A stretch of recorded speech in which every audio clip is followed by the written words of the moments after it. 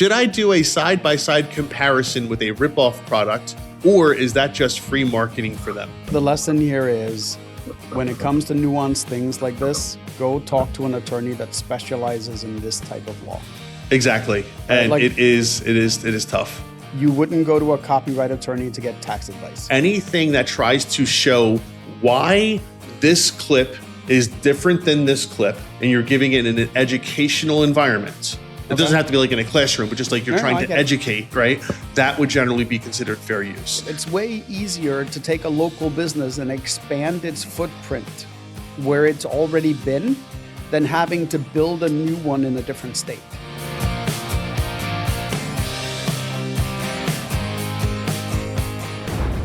All right, there you are. What's up, man? Oh, not much. Been a little bit, a couple weeks. I know, because one of us forgot recording equipment and the other one didn't. I don't know what you're talking about. I have no idea. I didn't forget it at all. I left it right where it was. Back in the Philadelphia area, right where it was supposed to be. Oh man. Well, we're back. We're on the oh wait, hold on. I didn't put my light on yet. I gotta do that too. There we go. Ooh, wow, so bright. Way too bright. All right. So we're back on TikTok. Finally. Welcome, everyone, anyone who's watching. This is the Start It or Scrap It podcast.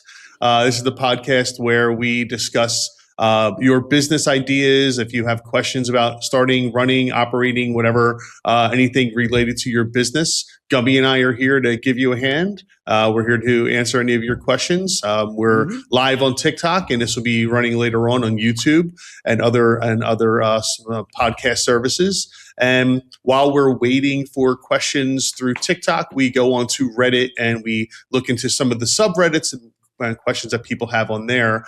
But in the meantime, I'm Mike Terkanian. And I'm Gummi. And if you have questions about running or starting or anything that can do with your business, please feel free to put your questions into the chat, and we would love to get to get you some answers today. So yeah, it's been a couple of weeks, Gummi. What's going on? Well, I was just thinking, now that we're doing this remotely and this type of setup, it would be way easier for us to bring guests on now. I know. It's literally like plug in your laptop, go to this website, and come join us. Yep. Yeah, we have to. So Gummi and I have a good friend, Larry, who I think would be fantastic. He'd be great on this. Good luck. Again, I know. He's the busiest man in the world. Yeah, but I tried for a year getting him on my other podcast. Yeah. And this is like my best friend, and he didn't even like, I'm like, I don't know how easy it's going to be to get him on this one. Well, maybe we'll get Mike Bound or something like that. Yeah. So what I was thinking was like, yeah.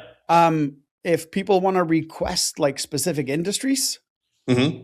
because we know people from like a bunch of industries or related industries. Sure. Yeah. Right. And if you have questions in regards to like specific type things, like, because I was talking to the power washing client today, Anchor. Yep. You know Anchor, mm-hmm. right? Yep. Well, it was interesting because they had plans to expand into another state, right?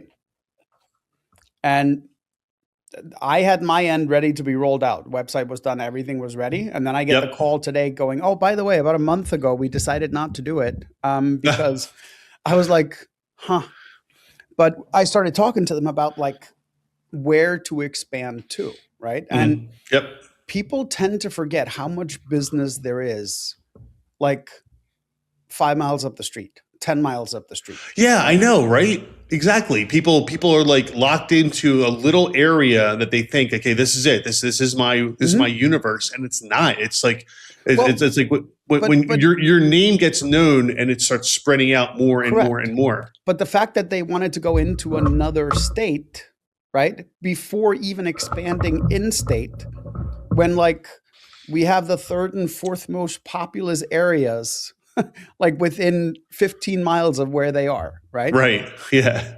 And even from like a marketing perspective, it's way easier to take a local business and expand its footprint where it's already been than having to build a new one in a different state. No, absolutely. And again, you have your existing client base. You have people that can talk to other people, testimonials, referrals, et cetera, et cetera. And yeah, it's just funny how people don't recognize how easy it is sometimes to expand outward. The rules and regulations and your contracts were already set up for that state. Like it's so much easier to expand within a state than jumping state lines, right? But it was interesting after talking to them this morning. They were supposed to be doing their marketing and they don't communicate with us. And I'm like, okay. So rule number 1, if you're a business and you're working with a marketing services company, communicate with that marketing services company. Look, at least the basics. Like, tell me everything you do, not just like the 2 things that you remember to tell me. Like, send me a list of, hey, here's all the services we offer, right? Because especially when we're doing like SEO work, we see certain services and we're like, we could spend a day on this and you'd be the top ranking result for this type of service, right? Yeah. It wouldn't have been a major thing. And I'm finding out that one of the things that they do, we could have had them ranking number 1 probably for the last 8 months if they just would have told us they did it. I mean, I know it sounds so simple, but sometimes people just don't remember that. They don't realize that, I really do, I'm paying this money every month. I really do need to work with my advertising and marketing team in order to start getting better results. But what happens a lot of times, and almost every small business owner is victim to this, is they're so ingrained in the work, in the daily work, that they forget that, oh, by the way, there's all this other stuff I have to do as well. They're worried about making payroll. They're worried about, doing the work that they have to do, that they often forget about. Oh yeah, that's right. I have Gummi and the team over there. I got to give them some time too. What was interesting? Like I just came from a funeral, right? So I'm talking to, the guys over at Sunview, right? Like that do the advertising screens in the restaurants and stuff. And because I decided I'm buying ads from them for the next year, right? Because we are going 80% brand marketing, 20% performance marketing this year. Okay. Totally swapping I shouldn't say 80, it's going to be more like 65, 35, something like that, all said and done, right? Okay. So I was talking to them and I was like, oh, by the way, your screens are probably going to be going into Bound Beverages and a couple of other places. I told them to reach out to you and get it done. And they're like, how do you know that? I'm like, because I walked in and told them that they're getting one of these. They're like, we've been trying to get into a couple of these places for months. How did you do it? And I'm like, well, my ad is now running on your screens and it doesn't matter how many screens you have. I am going to benefit from it, right? And they were like, yeah. I'm like, so I'm going to pull strings with the people I know where I think it would be beneficial, where I would want my ad to show. And they're like, oh. I'm like, okay. And they didn't realize it was that simple. No. And then I asked them like, hey, have you talked to Joe Cover over at Digital One that does all the reviews? And they're like, no, not really. I'm like, you realize he has like 200 restaurants as clients, right? And they go, we didn't know that. Oh my gosh. Okay. All right. So before we go any further, then we got to talk about networking. I'm sorry. Yes. That's what you just described as networking. Mm-hmm. Look, anybody listening, anybody watching this in the future, networking is when you're a small business, right? Even if you're a large business and you're like a VP of something or other, networking is the key to everything, right? Yep. And because it's not about, so here's what a lot of new people think networking is. It's going to a meeting with a bunch of people, handing out business cards and trying to sell your service. And it's not. It is not what networking is. If you try to do that, you're going to fail every time. And that's probably why a lot of people fail when they try to do networking. Mm-hmm. Networking you describe you tell it. You can. Right? Yes. Like it's getting to know. I always say if you are a good networker, you are by nature curious, right? Because you want to be curious about the other person. You want to get to know them. You want to get to know how can I help them, right? That's what makes a good networker, because they're Right. always on the lookout for, how can I help someone else that I know? Is there an opportunity here for me to help someone else? Right. The Yeah. ones that are in the me, handing business Yeah. cards, I Yeah. run away. You run away from those. So here's how a good networker would fare at a networking event. They walk in. Yes, you'll have your business cards, obviously, no question about it. But you're not. Here's my card. Here's my card. You're not doing that, right? What you're doing is you're going out to people. You want to take as much time as you can and learn about those people. You want to know who they are, what they do. You're not talking about yourself unless they ask you. Right. So you go up to these people. It's like, hey, I'm Mike, blah, blah, blah. So what do you do? Bob, I see your name tag, Bob. Bob, what do you do for a living? Right. Oh, I work at this company. I do X, Y, Z. Oh, that's interesting. Tell me more about that. You're generally, number one, generally be curious about people, because people can see through any fakeness right away. But more importantly, what you're doing is you're actively listening. You're listening to what they say. You're listening to what they do, because what you want to find out is not just what they do, who they know, who they may have connections with, who you may have connections with that they have connections with also. Like, do you have an in there or something like that? But you're not there to close the deal that moment in time. The deal comes later on. The deal comes after 2, 3, 4, 10 interactions with this person. You don't close the deal in the first time. We have when I train salespeople, and especially going to networking events and stuff, I teach them what I call the 10-3 rule, right? Is that at any networking event, I want you to have a conversation with 10 people with the intent of having a follow-up coffee or lunch with 3 of them. Yep. Right. And if you do one networking event a week, that pretty much fills your schedule, right? Then out of those 3, hopefully one of them will turn into someone that you develop a relationship with, right? Yeah, exactly. And again, you're not there to sell that day. That's not the point. You're building relationships. You're building relationships over time. And as you were talking about with our friend Joe, who works with a bunch of restaurants, right? Over time, as you build relationships / friendships with people, they start introducing you to other people. Right. And eventually that starts I can't tell you how many times I've built relationships with people that I've never done business with, but they have introduced me to other people that I've done a ton of business with. So many times it's not about that particular relationship that you start. It's about the relationships that they help you build over time. Because let's face it, in business and anything else in the world, just like any type of relationship, it's about trust. I have to trust you. You have to trust me, right? And if we build the relationship of trust and friendship and such, once you start trusting me, you're going to refer me out to other people that trust you. Yep. And sometimes the best relationships are the people that never actually become a customer, but keep referring you more business, right? Yeah, exactly. Like I have a buddy of mine that's a financial advisor. I've never used him. Well, that's not true. He used to do all our health insurance before that system became weird and didn't make sense anymore. But other than that, I haven't really used him for anything other than insurance, right? Like he does my life insurance policy, stuff like that.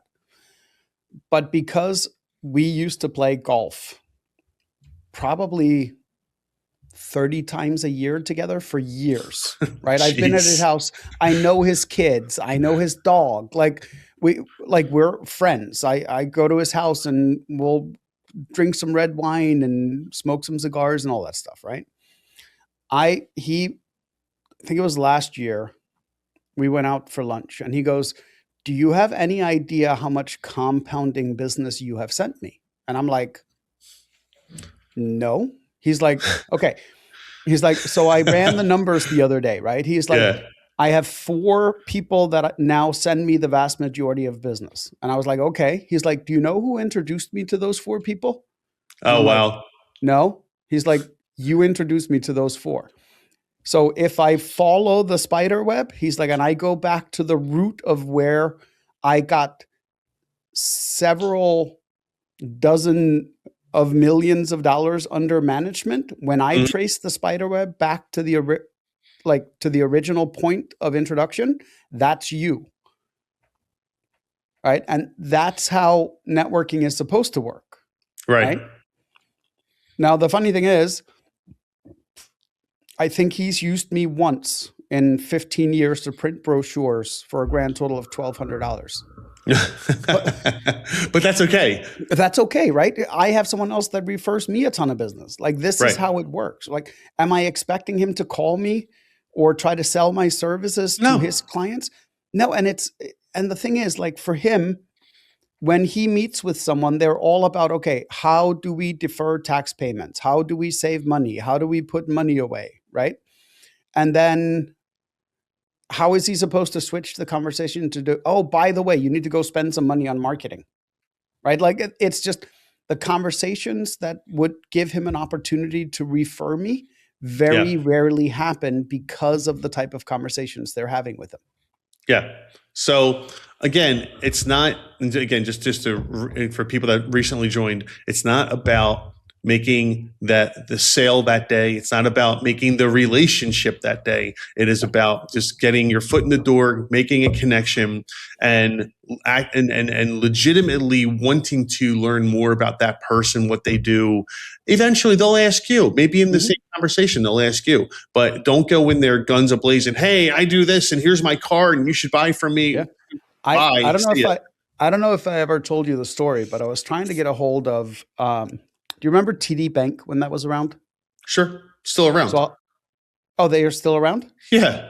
Oh, so back then, oh yeah, they're the ones that absorbed. I thought that became KeyBank. Okay. TD Bank's still around. I was trying to get a hold of the regional marketing director for TD Bank, right?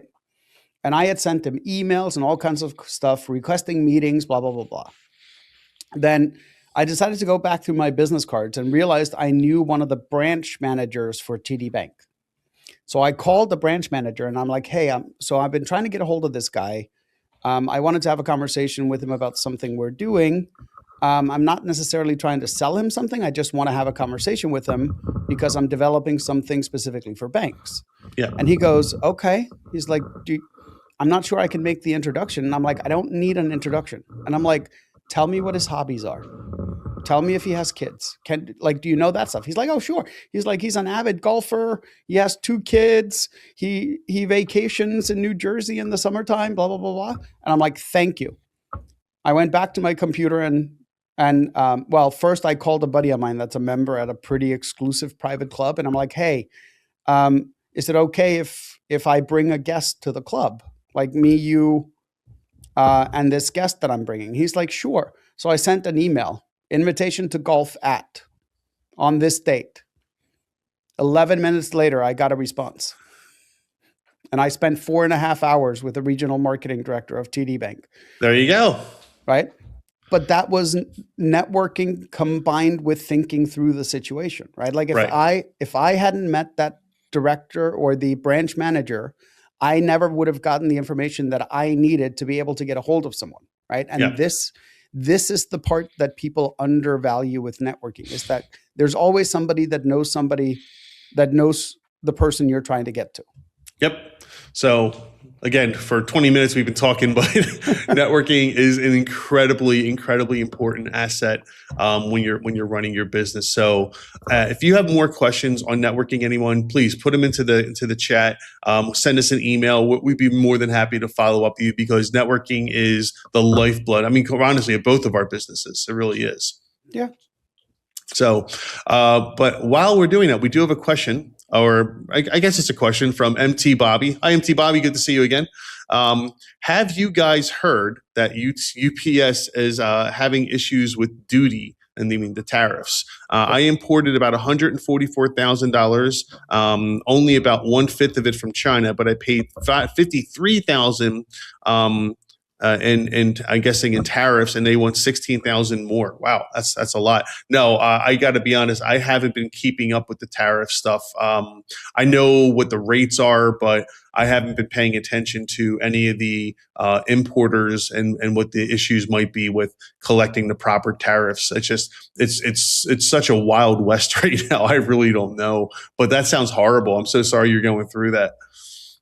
Yeah, I think I was reading a news story from Iceland the other day, and there were a bunch of companies, like the Icelandic mail service will no longer send certain things to the US, Mm-hmm. because the mail service is the one that's supposed to report the value and all that. Like, it's weird how the system works. Yeah. So they just said, we're not doing it for now. Like, you can't use us to ship to the US. So I can't get my Icelandic water? No. So there are certain, when you're dealing with like bulk freight, right? Like, Okay. if you send a container of something, Yeah. that's very different than if you're using I know. something that UPS would. For those of you who don't know, Icelandic water is the greatest water on earth. It is absolutely spectacular. It is.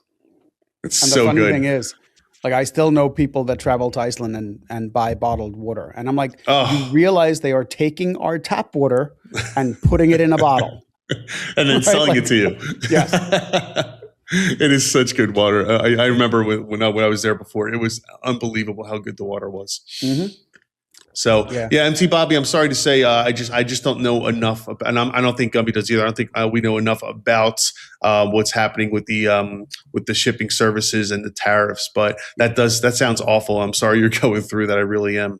Yeah, people often think that it falls on the government to collect this, but it doesn't. It a lot of times falls on the shippers to collect it. Right. So anybody else out there on TikTok, if you have questions about running your business, starting a business, anything like that, put it into the chat, and we'd love to get to it live on the podcast today. We do have another question. This is from Cake, More Cake. Yum. I have been marketing my baking business on TikTok since its conception. For food / non-perishables, it is a no-brainer. If you want to grow your business in 2026, you must market your products online. Yep. Gummi, Mr. Marketing Man. Expand. She is absolutely correct, especially if you're not geographically bound by what you're selling. Social media, both organic or paid, is outperforming pretty much anything else, right? So it was actually part of the reason we looked at it for this year is we had been doing a lot of like AdWords and performance type marketing. And then we started looking at how our brand marketing had performed compared to that. And we're getting better results from a lot of our organic stuff than we are from some of our paid stuff. And that's always been the case. So like for the first time in a long time, we are sitting down debating, do we want to get into long format, right? Like longer. So we call long format anything longer than 5 minutes, right? Okay. We're thinking about getting into the whole YouTube, making longer videos as part of our organic content, because the short format social is brilliant. Advertising, like on Facebook and Instagram and TikTok, the cost to advertise is so little, right? Like proportionally, it is so cheap to advertise on these platforms compared to many other advertising options. So yeah, we're dumping a few grand a month now just into brand advertising on social media, on TikTok. We're rolling out TikTok probably next week. We just got to get more ads in the rotation before we do it. We're starting YouTube ads. We are starting Facebook ads, Instagram ads, and we are just taking one county and dumping thousands of dollars into brand advertising just in that county because we want to see what it does. Okay. Yeah. And by doing it micro like that as well, I mean, we look at the big picture. By doing it micro like that, you can actually, you can really measure those results too. You can get a good idea of how well those ads are performing when you go to just a particular county as opposed to trying to hit the entire United States or something like that. Correct. Yeah. And local businesses in particular underestimate the power of both Facebook and Instagram, especially Facebook. Facebook is so inexpensive to advertise on right now, and they still have a huge user base. Their user base, though, it's an older crowd, though, isn't it? It's not the younger crowd anymore, or is that changing again? No. So how Facebook is being used is changing, right? So like they rolled out the Reels as they didn't really care. They just wanted it inside Facebook. Yep. That's now their second or third largest revenue platform. Okay. Like it took off, right? But how people use Facebook has changed. They're using it very much like we used to use chat forums back in the day. And there's a very heavy, like, interest-based chat forums and then community-based chat forums, right? So like if you love Legos, there is a group on Facebook that only talks Lego, right? Mhm. There is a group on Facebook that only talks about Warrington, Pennsylvania. So a lot of like people go there to connect with the community. They go there to connect with people over interests where it's interactive, right? If you just like Lego and Lego videos and someone putting Legos together, you go to TikTok. If you want to talk to other people about Legos, you go to either Reddit or Facebook now. Right. I think Facebook is rivaling Reddit more than it is anything else, because that's where a lot of the type of conversations that used to happen almost exclusively on Reddit are now happening on Facebook as well. So TikTok is the let's see what other people did. Facebook, Reddit is the interaction. Yes. Active interaction. Yeah.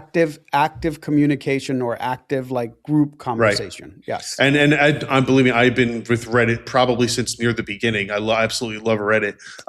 But it's almost, in most cases, it's not real time interaction. It's interaction, but it's not real time interaction. Correct. Whereas Facebook generally is. I mean, not always, but usually within a few minutes. Interaction on Facebook, and then once the two of you are connected on there, it's or 3, 4, 5 people, the interaction just continues. Yeah, I saw there was another couple of questions that came in. Oh yeah, we're getting to those too. So anyway, MT Bobby, sorry you're going through that, man. We'll root for you. All right. So the next question is from TikTok. This is a marker. You guys seem cool. Hey, thanks. You seem cool too. Thanks for watching. So let me ask you this. I want to take old recordings from broadcasters like Walter Cronkite and archive them in a public digital space paired with visuals that are time synced with iconic events. Am I legally allowed to use these broadcasts? Ooh. Okay.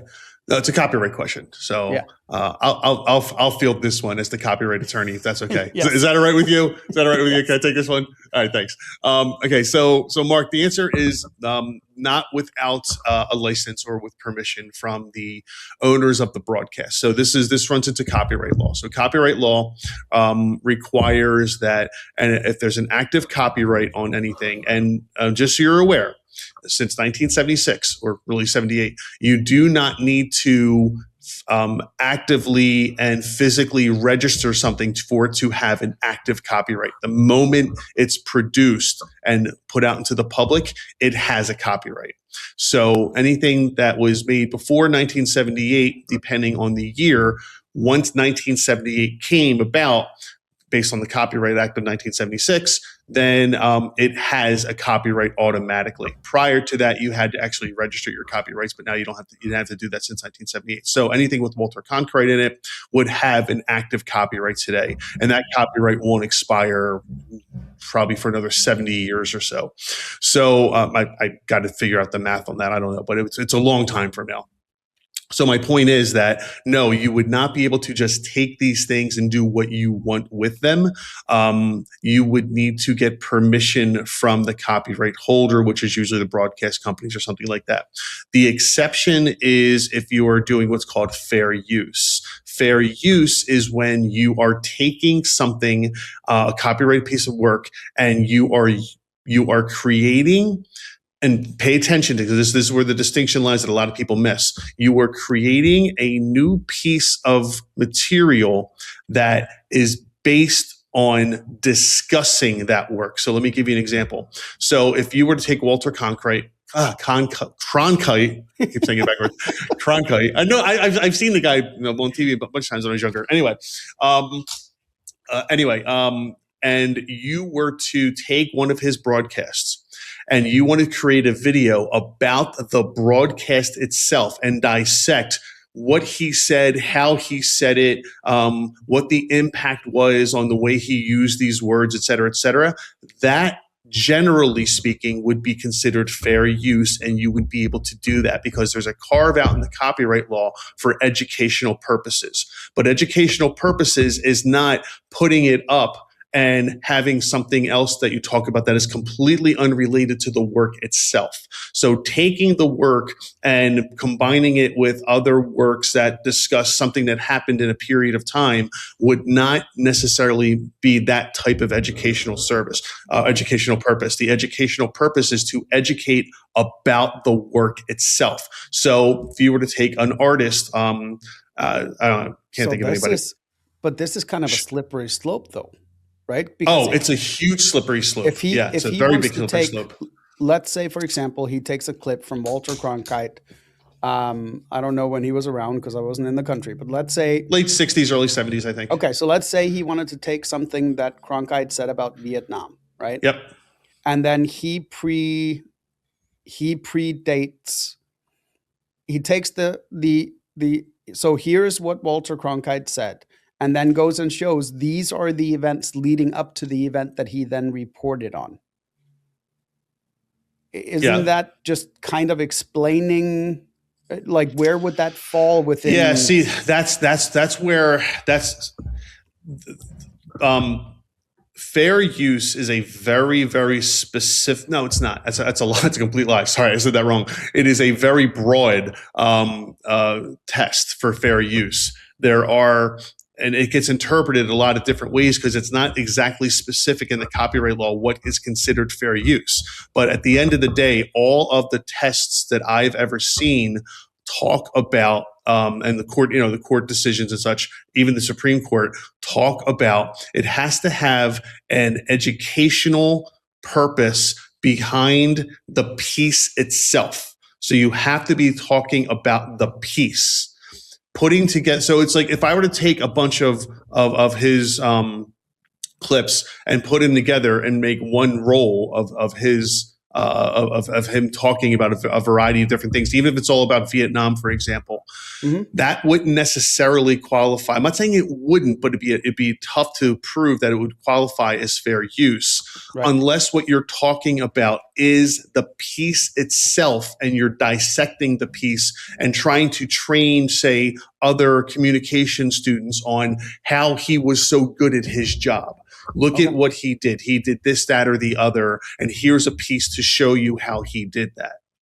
So I can't go with this is why he reported it the way he did, because these were the events predating that led up to what he said. If you were talking about, it's right. It's nuanced. Right? It's very nuanced, right? If you were, again, and other attorneys would have different interpretations on this. I'm just basing on my experience, right? And I could be well off base. Other attorneys could say different things because I've seen different courts interpret it different ways. Different federal courts interpret it different ways. Because again, it is a very broad discussion. It's a very broad test. But I would say that if you're saying that here's a clip of Cronkite. Hey, I said it right. Here's a clip of Cronkite, and he's talking about the Vietnam War. And listen to how he uses inflection at this point, et cetera, et cetera. Yes, that would be fair use. Okay. If you're just saying, here are a few clips of Cronkite talking about the Vietnam War and leaving it at that, that might not be considered fair use. Maybe what you could say is, here's a clip from him in the late 60s and then the early 70s and then the mid 70s when the war was ending, et cetera. Look at the progression. Yes, that probably would be fair use. I'm going to take it a step further. What if I take a series of clips from Cronkite from a week and go, here is the reporting this week. See how the first one sounds drastically different than the last? Here are the events that were tied to the reporting of that week and why the reporting changed. I would say that would probably qualify because as I said about the progression a second ago, anything that tries to show why this clip is different than this clip and you're giving it in an educational environment. It doesn't have to be like in a classroom, but just like you're trying to educate, right? That would generally be considered fair use. Now, Mark followed up with, so what about content on the news or news broadcasts? I thought the content is free for public use, and I assume this would fall into that category. It's generally not. It's not free for public use. It is still copyrighted material that is, now the information is free. Right. The information that you get on the news is free, but the way it's presented, the logos and everything on there, the broadcast itself, exactly. That is not free for public use on just any, you can't just take it and use it for whatever you want. It needs to be something that is, again, a more of an educational thing. So a lot of times when like a documentary, for example, will take a clip from a broadcast and put it into their documentary, if they're speaking about the broadcast itself, that is fair use. They don't need permission, but a lot of times they will need to go out to the broadcasters and get permission to use that clip. Okay. So now again, if you are considering doing something like that, go speak with a copyright attorney, because these things are, like I said, very nuanced. There are a lot of intricacies.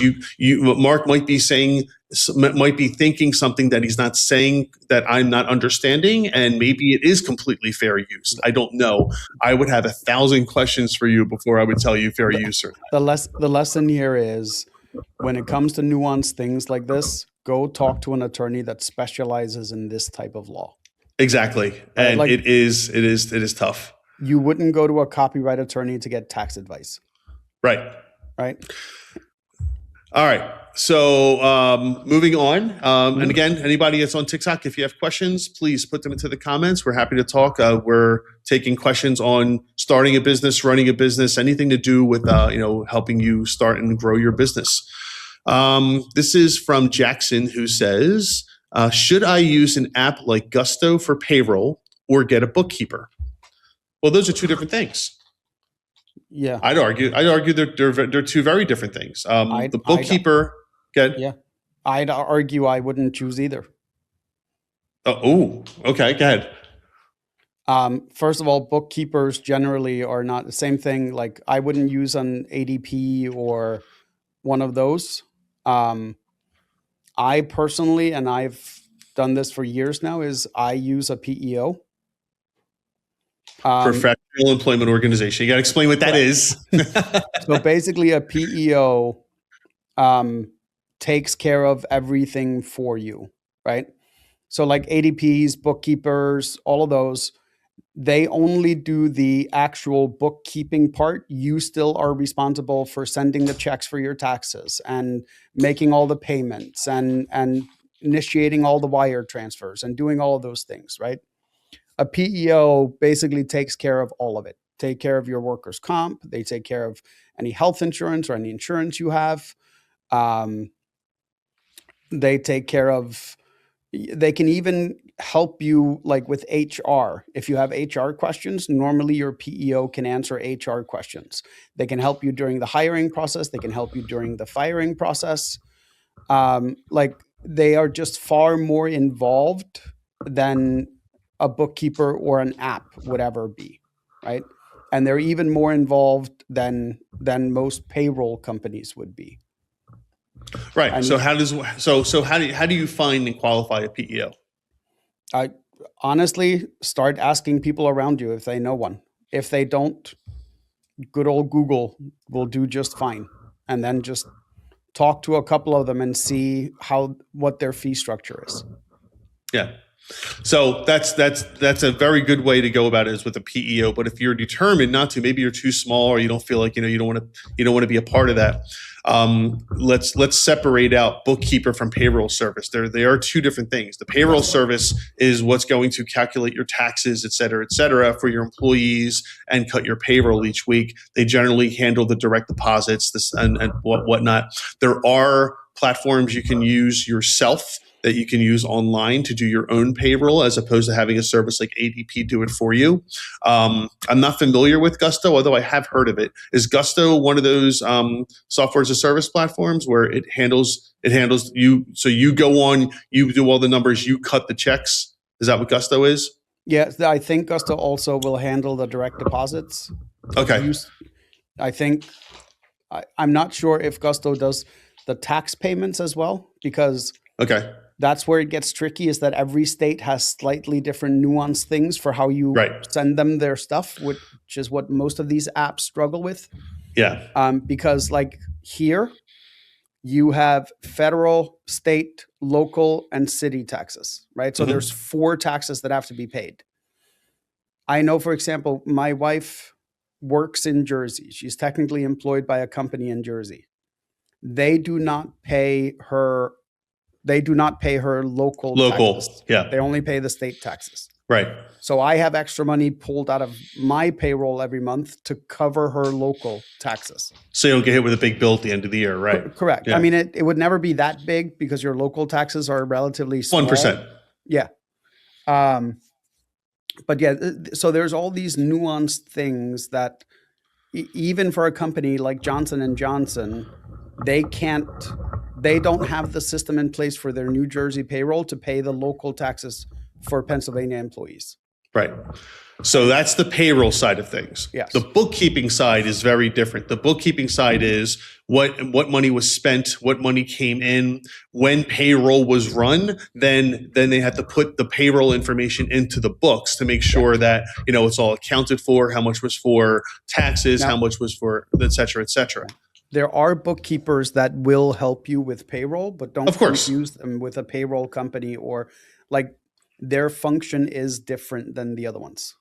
Right. So I just want to make sure that Jackson understands that, and everybody understands that they are 2 different jobs. They can be done by the same person, but they are 2 different jobs. They are 2 different parts of your accounting system. The payroll and then the bookkeeping, 2 very different things. The payroll information goes into or to the bookkeeper to be entered into the books, but they don't necessarily. They're not the same job. They don't have to serve the same purpose. So I just want to make sure that was out there.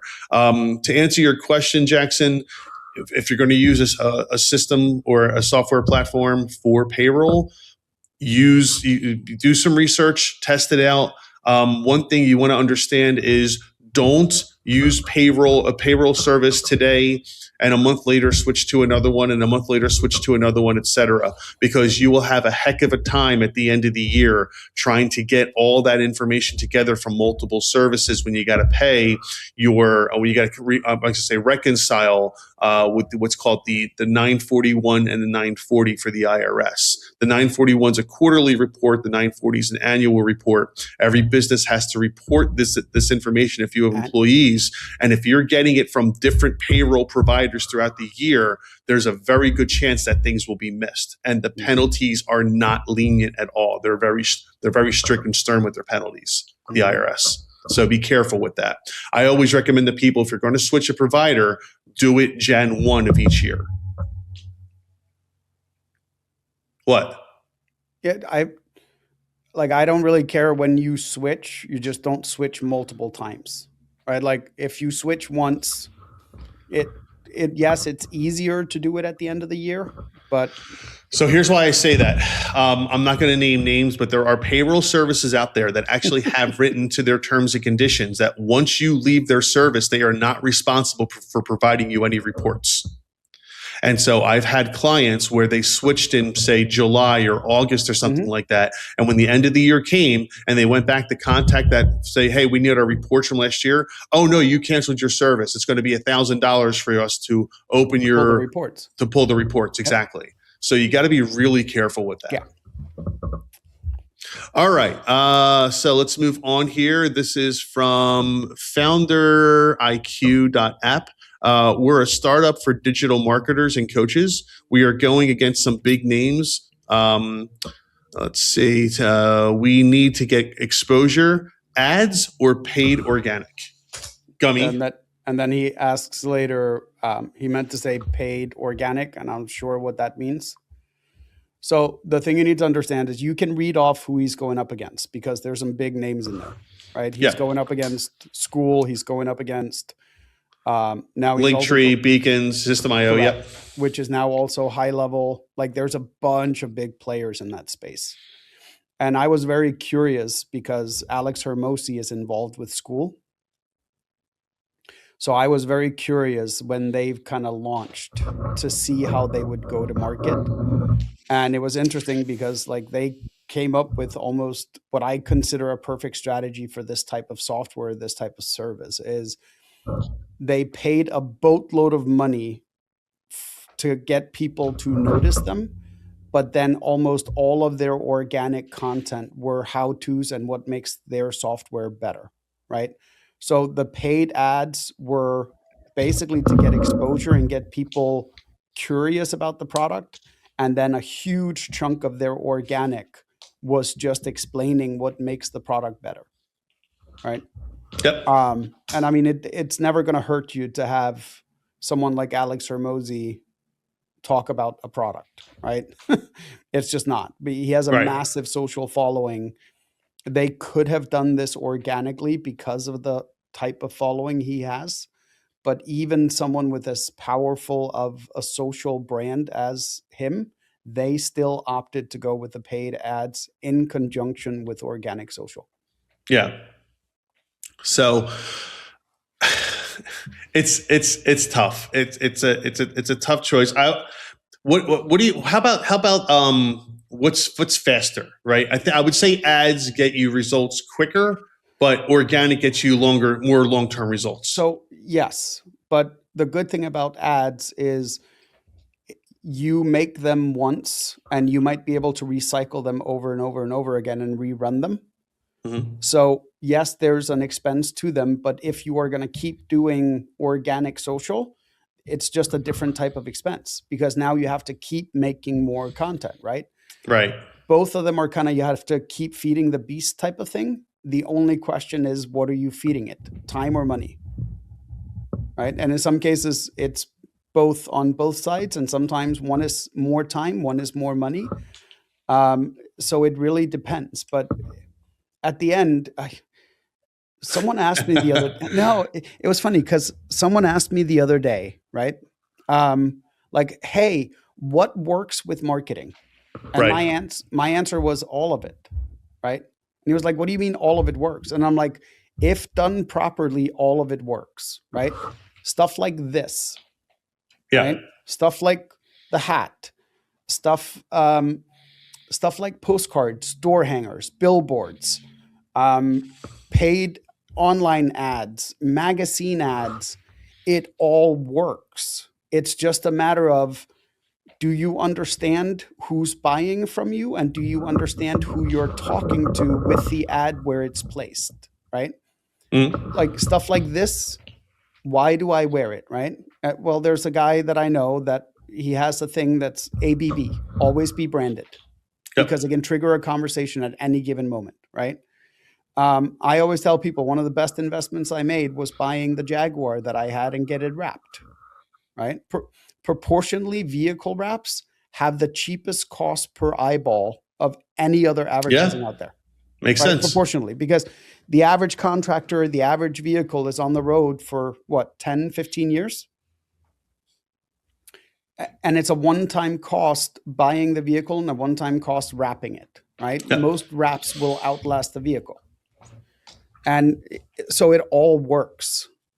The key is understand who will be seeing your ads, understand who will be looking at it, and then make the message to that person. Yeah. Right? And I kind of felt bad because I was talking about like the Sunview Network guys the other day. No, I was telling you earlier in the show about the Sunview guys. Yeah. Well, I took out their ad and I forgot that I had taken out the ad. So I'm sitting there on like, I want to say it was last Monday, right?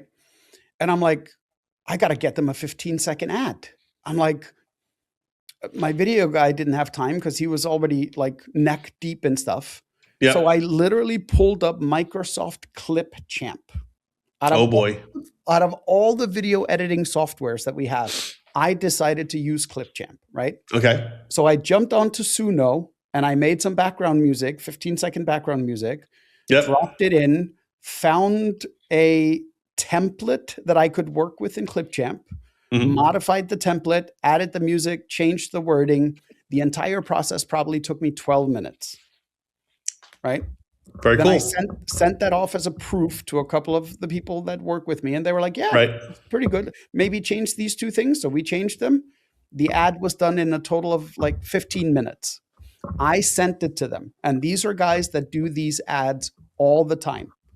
Just this more at the funeral, I ran into one of the guys, and he was like, "This is probably one of the better ads we have running right now." And I'm like, "Okay."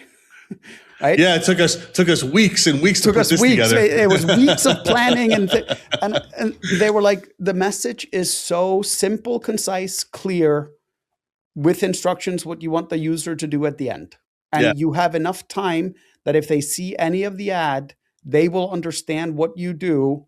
And then we hold up our logo and our website for long enough that if you're looking at the screen, you have time to type the name in, look up again, and keep typing.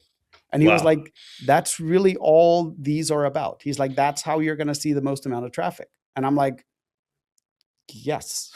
But I also correct. yeah, right. You know, and yes, it's because we know where these displays are. We know where they're situated. We know Yeah. who is most likely to be seeing these, right? So we were able to tailor the message to the platform, right? And then the cool thing is, once we did that and we ran it, we actually took that same ad and fenced in the region that they have their displays in. So now that identical ad is also running on Facebook and Instagram. So if they happen to see it somewhere at while they were out and about or sitting having lunch, Mhm. they have a very high chance of seeing it again once they log into their social media. There you go. Right? So yeah, it's understand who you're talking to, understand what mindset they're in when they might see it. Like when I wrapped the Suburban, the total cost was like $300 to wrap it. Mhm. 4 days later, I'm outside the supermarket and a lady comes running after me. Right? And she's like, "Hey, do you have a card? Do you have a card?" And I'm like, yeah. She's like, "I have a local business and I've been struggling to market it. Like, would you be willing to talk and see what we can do?" And I'm like, "Sure." Right? So that $300 to wrap the vehicle turned into $2,000 four days later. That's great. Right? Yeah, Like, and people don't realize the power of something like that. correct. But it all works if you understand how to use it. Yeah. Well, this will tie into the next question, which is from New Snap. Oh, that's the New Snaps guys. Yeah, we love those guys. Should I do a side-by-side comparison with a rip-off product, or is that just free marketing for them? I have my opinion. I'm curious what you think. Actually, let me give my opinion first. You're the marketing guy. You know better than I do. I don't think it's just free marketing for them. I actually like the side by side comparisons because because what do I do when I go online? I look at reviews. I like to see what features are in this product versus this product and who has the better features, et cetera. And if you're going to be the one dictating what those features are and which ones are better, that might entice me to buy your product over somebody else's. I can see in your face you're like, nope. It's not a no. It's not an absolute no. It's more of a how you do it, more so than yes or no. Right? Okay. Because there's ways you can do it that will make you look good, and there's ways you can do it that just makes you look not so good. Okay. Right? I want to use a different word, but I can't because we're live on TikTok. Yeah. So it really comes down to, and the other question you also have to ask is, what is the potential plus versus the potential minus, right? Because what about all those people that have been on the fence going, yeah, I would really like to buy this premium product, but I can't. I really have to think about it before I drop that kind of money. And now you get on there and go, hey, here's a cheaper, not quite as good product. It might get the job done. Now you have that chance of losing all those buyers that were on the fence about buying yours that go and buy the cheaper alternative, right? And yes, is it going to last as long? No. Is it going to be as good? No. Probably not. Is that buyer just going to be, hey, you know, it lasted a couple of years, and if it's especially like, I know what his products are, so you got to look at where are you putting those? How long do they need to last for the current owner, right? Will that B product be good enough to last that time? And if it does, why promote them? Why show them off? Right? So that's why I said, like, it's not an absolute yes or no. It's really a matter of, if you're showing flat out that one product does not hold a mug and the other one does, right? Yes, you could show that, but it's a matter of how you do it, not whether or not you should do it. But one of the things that I like about the side-by-side comparison is, especially when you know your product is so much superior, is you're not only showing the flaws in the competing product, you're showing the strengths of your product as well. Mm-hmm. You're showing why your product is, sometimes you charge more for it because it's a better product, but you're showing why it's so much better, why you need this product. Here's your alternative. Correct. Here's us. But so here's why I don't like them, right? So I bought a knife set when I started in the culinary world back in early 2000s, right? They're premium knives. They're about the best knives you can get on the market, right? Mm-hmm. A single knife is like $120 a piece, right? I still have those original. I still have all the same knives I bought when I started. Yep. And I've had to sharpen them twice, right? Would I need to see a comparison video, these knives versus other knives? Not Would you? No, but what about me? I don't know anything. Honestly, I know nothing about that industry. Correct. Right. I don't know the $50 set from the $500 set. I have no clue. I have to assume the $500 set is better because it has better reviews and it costs more. I wouldn't know otherwise. Oh, we got some clarification. Price difference is very close, but the quality is lifetime versus one season. That is absolutely worth doing a video for. If it's something, if they buy their product and it's that close in price and yours is going to last for, I don't even care if it's a lifetime. If it's going to last 5 years versus a year, that is a huge comparison in how long something lasts. Right? Yeah. So the thing is, it's very hard. This is where these videos get tricky, right? Is you pull up the competitor and you go, oh, this one's only going to last a year. How do you know? Have you had it for a year? Did you actually test both under the same conditions for a year? How do you know that one is a year and the other one is not, right? Like, you know about your product.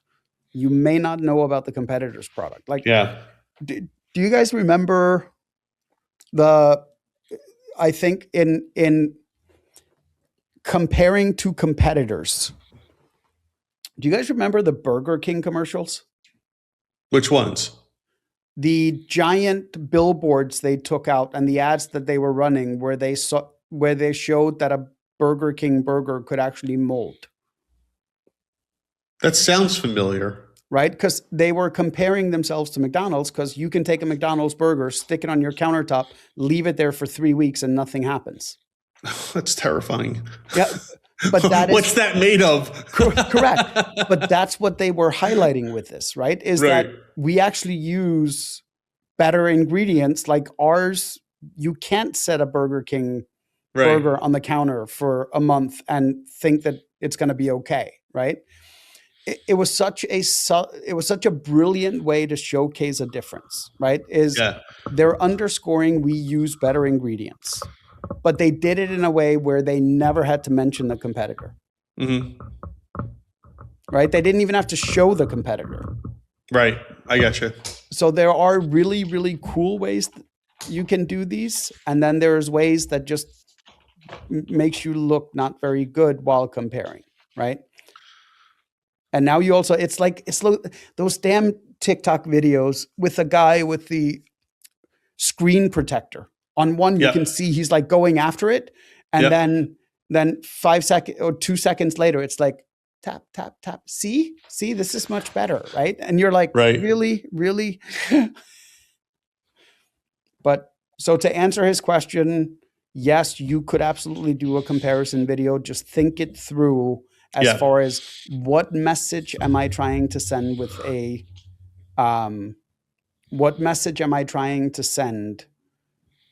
that video, right? So how you phrase things, what you talk about. Yeah. So he just said, gotcha, not mentioning the competition, just showing it. Absolutely. There's no reason to mention it, right? Yeah. You could go, this is a random knockoff product that we found, right? Make sure they're trademark or no logos or anything are on there. Correct. Yeah. And then you can do a comparison with here's what you get with a slightly cheaper item, right? Does it do the job? Yes. Does it do it well? Maybe. Meh. Will it last long enough for you to even compare the two? Probably not, right? All right. We have a couple minutes left. There's one more. This is a comment from MT Bobby from earlier. He said, you just gave me a great idea. Why not make a video or info showing the absolute positive parts of your product? Yes. Yeah. And it's so easy to do today with AI. It's so easy. With AI, with clips, with all kinds of stuff that you can do to make these videos so easy. Yeah.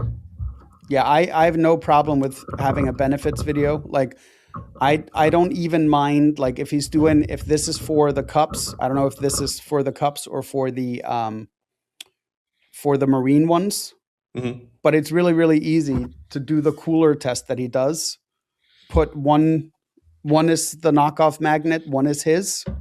You lift it, and if one falls and the other one doesn't, well, yeah. Okay.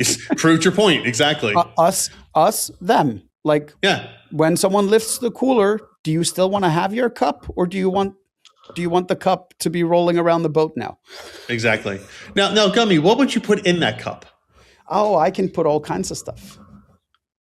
Are you setting me up this time on purpose? I'm setting you up on purpose. So yes. in my Yetis and in my cooler, you will always find these. And what is that, Gummi? This is the Arnold Palmer light half and half iced tea. They are phenomenal, and I always have.